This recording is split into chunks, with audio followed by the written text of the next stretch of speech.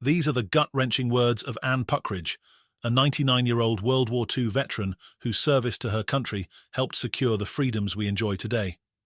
Anne cracked Nazi codes as part of the Women's Auxiliary Air Force, earning 2 prestigious medals for her bravery and dedication.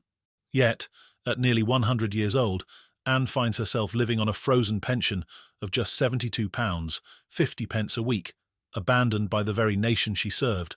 After travelling 4,400 miles from Canada to Westminster to plead for fairness, she has been snubbed by both Rishi Sunak and Keir Starmer.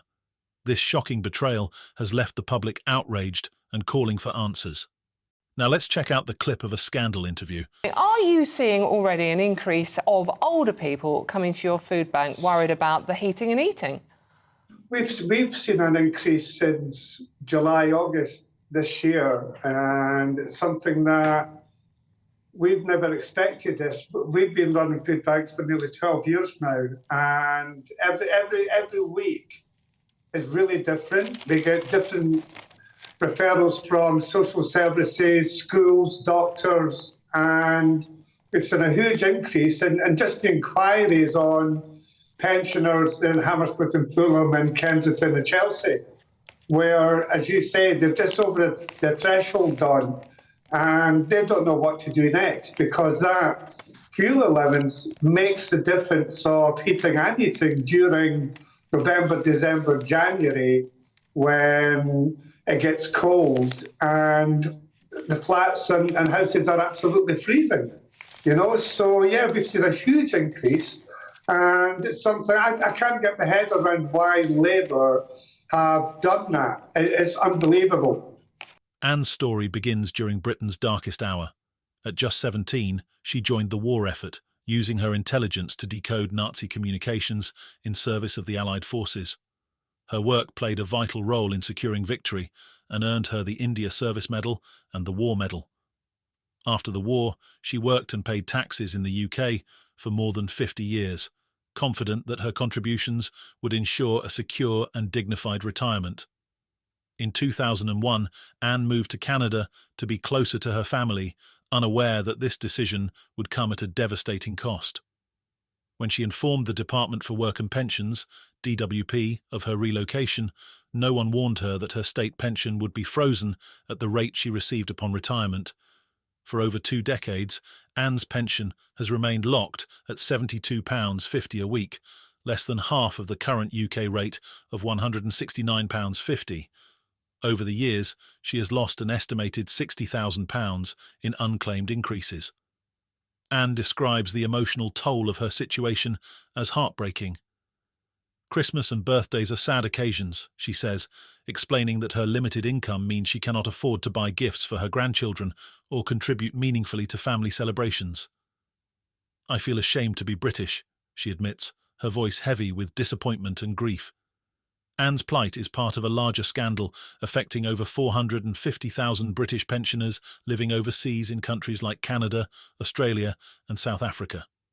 Unlike their counterparts in the European Union or the United States, these pensioners do not benefit from the UK's triple lock policy, which ensures that pensions rise annually with inflation. The reason? A discriminatory government policy that denies inflation-based increases to pensioners living in certain countries, leaving them to struggle in poverty despite decades of contributions to the UK economy. This month, Anne took her fight to Westminster, hoping to meet with the country's most powerful leaders to demand justice, not just for herself, but for the hundreds of thousands of others affected by frozen pensions. However, both Prime Minister Rishi Sunak and Labour leader Keir Starmer refused to meet with her. Sunak's office cited pressures on his diary as the reason for declining a meeting, while Starmer has yet to make any public acknowledgement of Anne's efforts. Anne's determination led to a meeting with Pensions Minister Emma Reynolds, but critics have labelled this a dismissive and token gesture. "It's not enough," Anne says. "This isn't just about me. It's about every single victim of the frozen pension scandal." Public reaction to Anne's story has been swift and furious.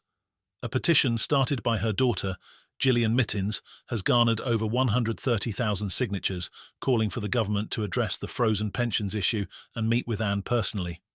On social media, hashtags like #JusticeForAnne and #FrozenPensions have been trending, with users expressing outrage over the government's treatment of its veterans. Veterans groups and charities have also rallied behind Anne, accusing the government of betraying those who served their country with honour. "It's a disgrace that someone who fought for our freedoms is now fighting for survival," one advocate said. "The government's inaction is nothing short of a betrayal." The frozen pensions policy is widely regarded as outdated and unnecessary. Experts estimate that ending the policy would cost less than 1% of the state pension budget. The Institute for Economic Affairs has labelled the policy unprincipled, and many have called it a national embarrassment. Adding to the controversy, critics have pointed out the government's inconsistent priorities. Recently, the Foreign Office announced financial aid for migrants from the Chagos Islands who had been stranded in squalid conditions on Diego Garcia.